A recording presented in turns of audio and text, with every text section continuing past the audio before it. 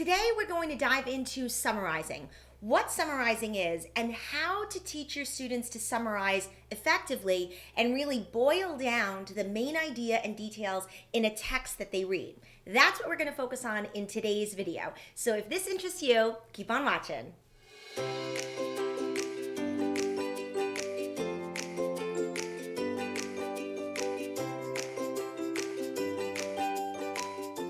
Welcome back to my channel. My name is DiGilio if you're new here. I was a primary teacher for 23 years, and on this channel, we really focus on professional development videos to help you streamline your small group instruction for it to be effective, rigorous, but more importantly, fun. So that's what we focus on this channel. So if you're new here, please click that subscribe button and that little bell next to it so that you're alerted every time one of my new videos goes live. So let's jump into summarizing. So I like to do this one of two ways. I like to teach comprehension skills whole group first, using a big book or a mentor text. Typically, when I'm teaching a skill for the first time, I love to do it whole group. And then what I'll do is I will continue to practice that skill over and over and over again throughout the school year during my small group guided reading instruction. So that's typically how I like to teach skills that the students haven't learned yet. So that's typically how I'll do it in my classroom.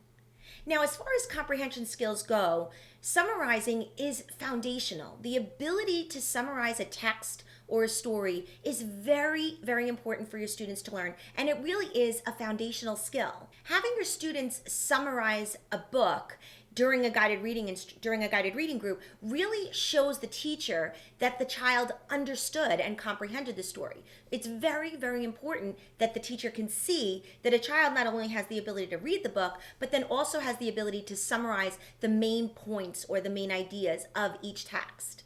When children can summarize a text, it really helps them to clarify their thoughts and really crystallize the meaning of the text to understand it better and make more meaning from the text.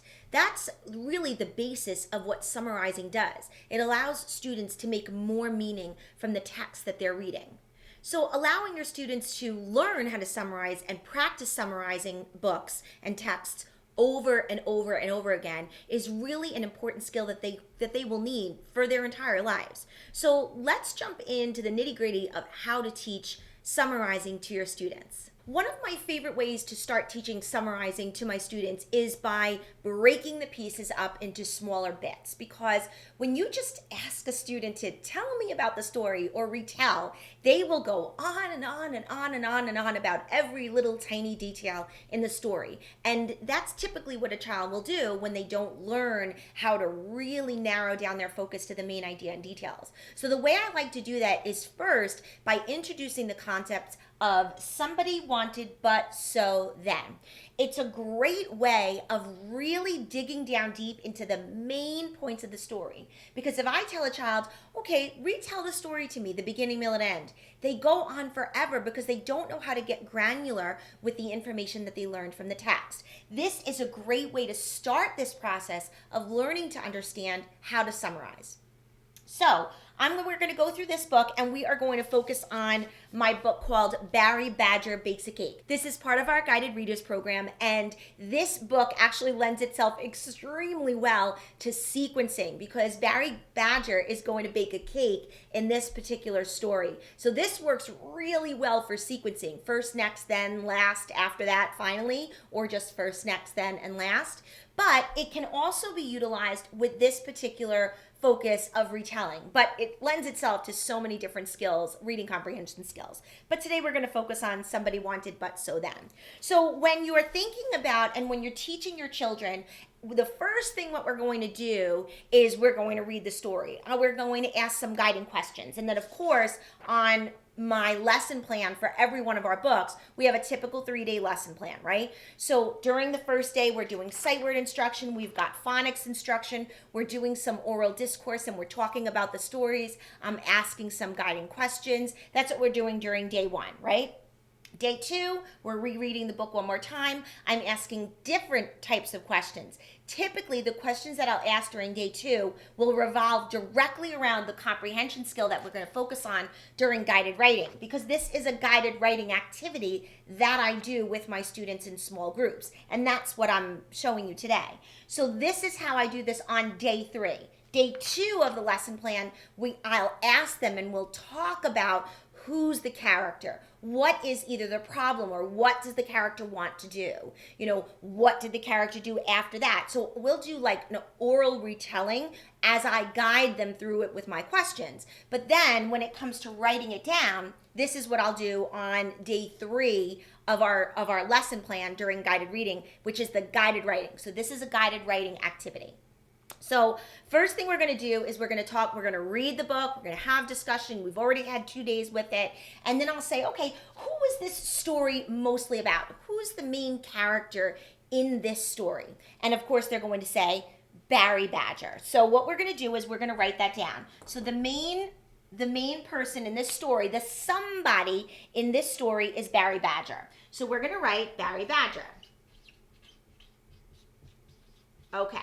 Now, once we write who the story is mostly about, who is the main character of the story, we talk about what the character wanted. Now, when we talk about what the character wanted, we want to know what was the character's goal, what was their desire, what did they want. In this book, in most fictional stories, there is some type of goal or desire or want that the main character has. So we'll talk about what did Barry Badger want in this story. Well, in this particular story, just to give you a little overview, Barry Badger's mom wants her kids to learn life skills and learn how to cook. So she told Barry Badger, go ahead, go learn how to cook something. So he decides that he's going to learn how to bake a cake. So Barry Badger wanted to learn how to cook or bake a cake in this particular story. So we'll write down Barry Badger, and we're going to write phrases. I'm not going to write sentences. We're going to just write phrases. What did he want?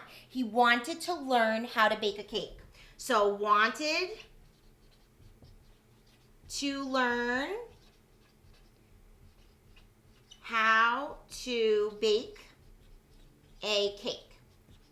Okay, so now we know this story is about Barry Badger, and what he wanted was he wanted to learn how to bake a cake. That's what he wanted to do in this story. Then we go to the B, and the B stands for the word but. At this point, we want to find out what was the obstacle, what was the problem, what conflict did the main character have. Now, in this particular book, Barry Badger Bakes a Cake, he doesn't really have a problem, he doesn't really have a conflict, he doesn't really have an issue, but he's never done this before, so he doesn't know how to bake. So when we go to but, I'll talk to the students, I'll say, what was Barry's problem? What was his conflict? What was an issue that he had? Well, and we'll talk about it. We'll say, well, he's never baked a cake before, so he doesn't know how. Okay, great. So we know Barry Badger's our main character. We know that he wanted to learn how to bake a cake, but he never baked a cake before, so we didn't know how. So I'm going to write, but he never baked a cake before, so he didn't know what to do. Okay, so now we have Barry Badger wanted to learn how to bake a cake, but he never baked a cake before, so he didn't know what to do. So what did he do? So now we're going to talk about the so part. How did the main character, Barry the Badger, solve this problem? His problem is he never baked a cake before, so he didn't know what to do. So how does he solve the problem? Well, what he did was he first read all the directions and got out all of the ingredients to bake the cake. That's what he did. He didn't know what to do. He didn't know how to bake a cake, so he read all of the directions and then he got out all of his ingredients. So we're going to say, so he read all of the directions and got out the ingredients. That's exactly what he did in the book. So Barry Badger wanted to learn to bake a cake, but he never baked a cake before, so he didn't know how to do it. So then he read all of the directions and got out all of the ingredients. Then what happened? So after he read all of the directions and got out all of the ingredients, it's the then. What was the final resolution to the problem, or what happened at the end of the story? What was the culmination? So then he baked a delicious cake and shared it with the Badger family. That's what he did at the story. He ended up baking a delicious cake. He went through all the steps. It was very step by step that showed how he baked this cake. But remember, we're just boiling down to the main ideas. Then he baked, excuse my messiness, baked a delicious cake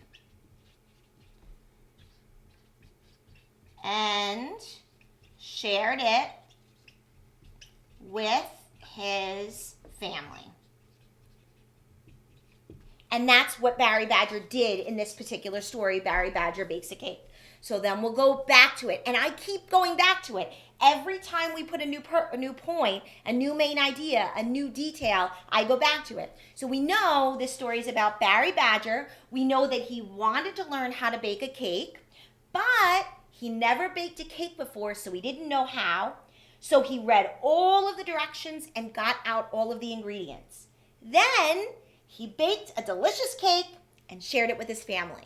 We took out this structure, really helps students boil down the main idea of the text that they're reading. It really takes out and gets to that granular part, because when you just say, tell me what happened in the beginning, middle, and end, they're just going to go on. And he got out the cake batter and the bowls and the mixer, and he put in the flour, and they're going to go through all of those specific directions about baking a cake. We don't want that. We want them to get super granular and talk about the main ideas and key details of the text. And this structure allows you to do just that with your students.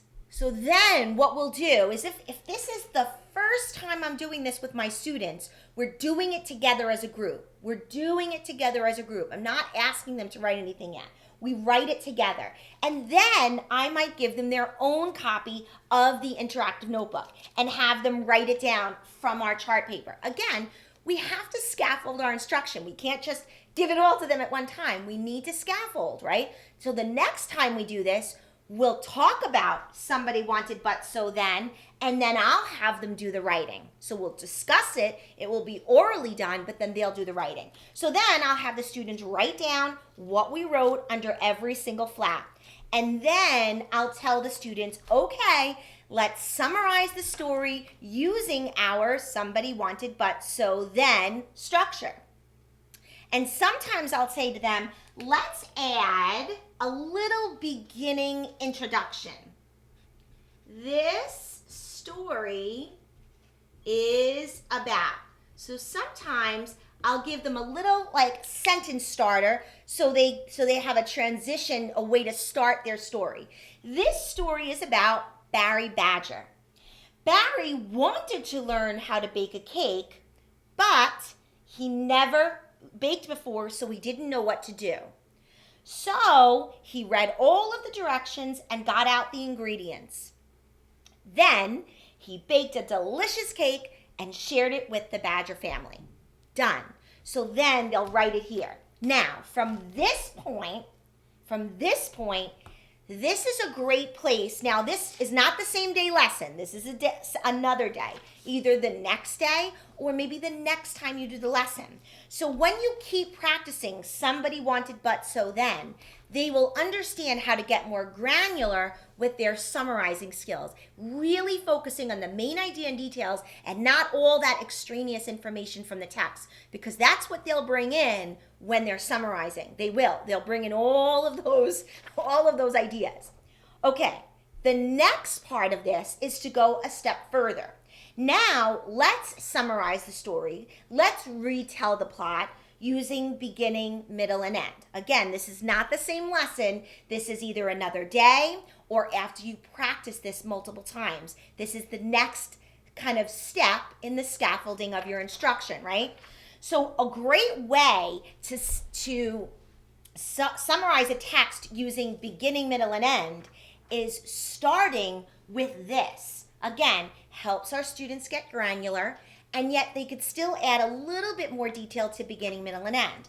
And then what I do is I tell my students, when we are summarizing a text and we're summarizing the beginning, middle, and end, what I'll do is I'll say, this is the beginning. The beginning always tells you who the story is about, the main character, and what the character's desire was, or what they wanted, or what they were looking to do. This is the beginning.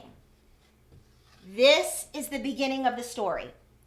Then, in the middle of the story, we talk about what his problem was, because the problem or issue or situation that the main character is in, usually in a fictional story, happens in the middle, right? You know, that conflict, right, that happens in a story. So I say to them, so now this part of the structure, but and so, is typically, let me just, the middle of the story. So this is the middle of the story. And then this then is the end of the story.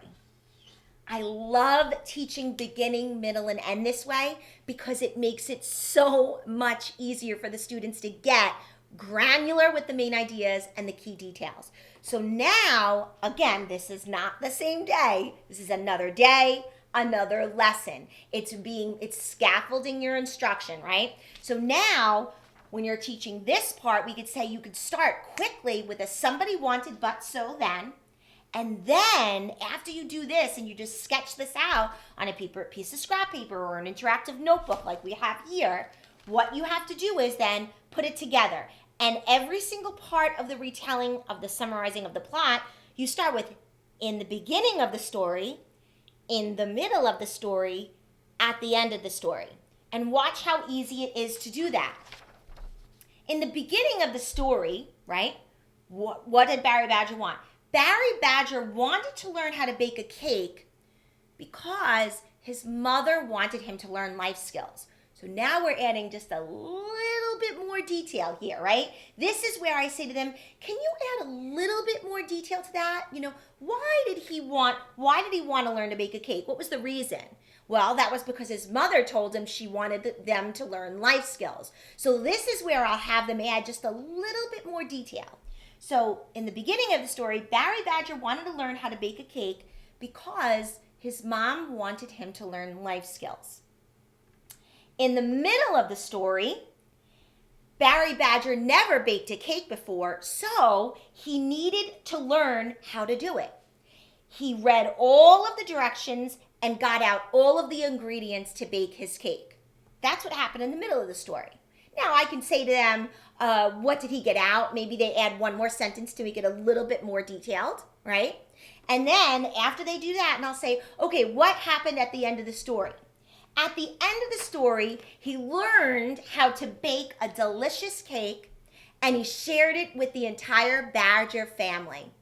And then I'll say, how do you think Barry Badger's mother felt about him baking this delicious cake for the Badger family? So I'll say, how do you think she felt about this, that he learned how to bake a cake on his own, followed the directions, got out all the ingredients, and baked a delicious cake? How do you think she felt? Barry Badger's mom was very proud of Barry Badger. Or you could even say, how do you think Barry Badger felt? I believe Barry Badger felt proud of himself for what he accomplished, right? Adding some of their own thoughts and ideas to summarize the story is great too. Adding either an opinion or a thought of their own. So sometimes I'll have them add that to the end of the story. This is the way to make the retelling, beginning, middle, and end, a little bit juicier than what we have here when we get really granular. So I have them add just a few more details to make it a little bit more of a robust summary of the story. That's it, my friends. That's how I teach summarizing of a story, whole group and small group. So remember, I said I will do comprehension skills like this, whole group, and then we will constantly come back to it. over and over and over again throughout the year, because we've got these typical comprehension strategies that we'll do with all of our books. And like I said, I might bring Barry Badger out again when I'm teaching sequencing, because it's such a perfect book for sequencing: first, next, then, after that, last, finally. So this is a great book for that as well. So that's really, in a nutshell, how I teach summarizing to my students. Get granular. You want them to make more meaning from the text. You want them to really dig down deep into the main ideas and the specific details without going on and on and on and on and on, because that's what they'll do.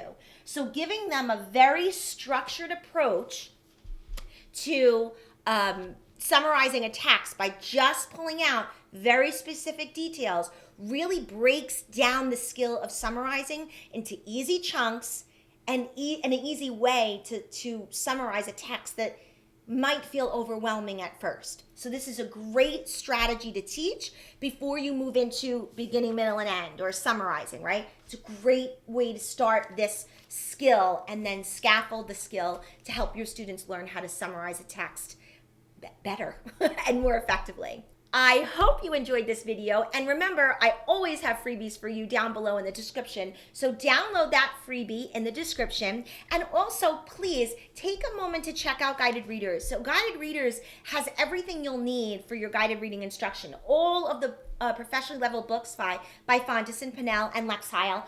Every single book has a 3-day scripted lesson plan that focuses on sight words. It focuses on making predictions. It gives you the questions you need to ask your students during your guided reading groups to really create that discourse during a guided reading lesson. It includes all of the word work and phonics instruction that you need at those earlier levels, that A through I, J. It's got the word work and phonics instruction, explicit phonics instruction for those early parts. This is a level K, so this one goes a little bit in the higher levels. Here they're working on analogy charts and multisyllabic words because this is a higher level book. But those A through I books, those have very specific and explicit phonics lessons to work on word work, making words, box it strategies, all of those different things. Sort it for our youngest readers in kindergarten, where they're working on beginning sounds, ending sounds, and medial sounds. So in Guided Readers has everything that you'll need to really make sure you're hitting the most important skills and the most important phonics skills during your guided reading lessons. So I hope you'll check out Guided Readers, because it will be a game changer in your classroom. And don't forget to download your freebie in the description below. And of course, leave your comments. I would love to see them.